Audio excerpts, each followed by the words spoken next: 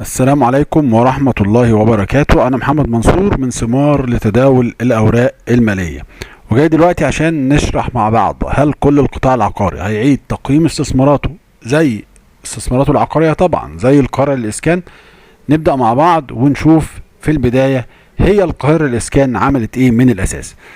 النهارده الصبح القاهرة للإسكان بعتت القوائم المالية المجمعة عن 3 شهور المنتهية في 31 مارس 2024، وزي ما انتم شايفين هنسيب إيراد النشاط اللي كان حوالي 111 مليون جنيه، وهننزل تحت هنلاقي فروق إعادة تقييم استثمارات عقارية وصلت مليار و500 مليون.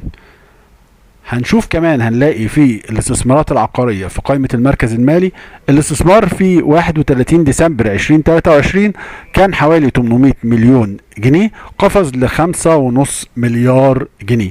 طبعا ده كان فيه تأثيرات تانية موجودة على الأرباح المرحلة، وده اللي هنشرحه في الخطوة الثالثة. عملت إيه يا قاهرة إسكان؟ القاهرة إسكان عندها الاستثمارات العقارية، بند الاستثمارات العقارية في مجموعة نقط مهمة أو في مجموعة استثمارات مهمة: مول بوينت 90 ومول الملتقى وأرض معروف.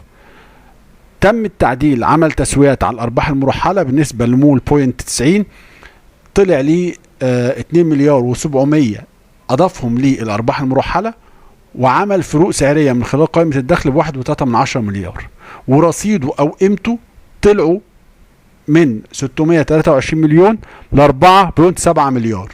مول الملتقى قيمته طلعت من 45 مليون ل 477 مليون، اضاف 326 مليون لتسويات الارباح المرحله و110 مليون لقائمه الدخل.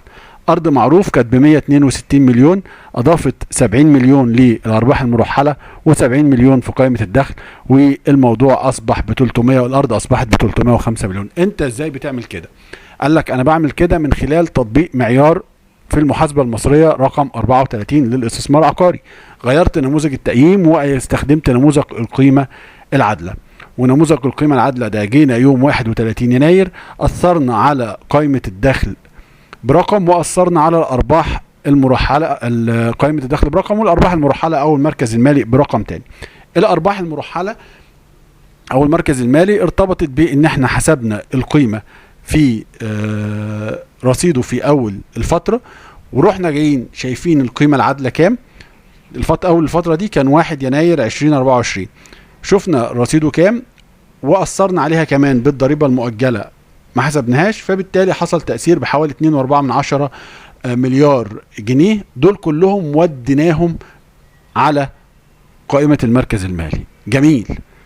طيب انت عملت كده من نفسك؟ لا، جبت مستشار مالي مستقل معتمد من الهيئة، هو اللي كان خبير مثمن وحدد القيمة دي. واحنا ماشيين من 1 يناير لحد 31 يناير 31 مارس عدلنا كمان تغييرات جوهرية ناتجة عن تحرير سعر الصرف، فقيمة الاستثمار العقاري زادت كمان مرة ب1.5 مليار، ودول أدرجناهم في قائمة الأرباح والخسائر، وبتدرج لمرة واحدة بس. طيب نرجع بقى سوا نراجع المعيار. هو تعريف الاستثمارات العقارية اللي انت عملتها دي هيمتد لكل القطاع ولكل الشركات العقار اللي موجودة في السوق؟ لا، الاستثمار العقاري المحتفظ به لأغراض التأجير أو النمو رأس مالي، يعني تكون انت شركة بتأجره، أو نمو رأس مالي مسقعه من الآخر، هو ده اللي هينطبق عليه المعيار ده ويتم إعادة التقييم. يعني أي عقارات انت محتفظ بيها ومش هتستخدمها في الاغراض اللي هقولها دلوقتي، لا بتستخدمها في الانتاج او توريد البضائع او نواحي اداريه، ولا بتبيعها من خلال النشاط، في الحاله دي تاجير ونمو هتبص عليهم هم تاجير ولا نمو راس مالي، وفي الحاله دي تقدر تستخدم معاهم المعيار وتعيد تقييمهم.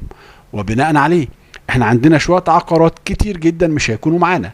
لو محتفظ بها العقارات دي عشان هي طبعا النشاط العام مش معانا، لو عقارات بيتم انشائها لطرف ثالث مش معانا، لو عقارات الشركه بتشغلها مقراتها الاداريه وغيره مش معانا، لو عقارات تحت التطوير مش معانا، لو عقارات يشغلها عاملين استراحات وغيره وغيره في المنشاه مش معانا، عقارات تحت عقود الايجار التمويلي برضو مش معانا.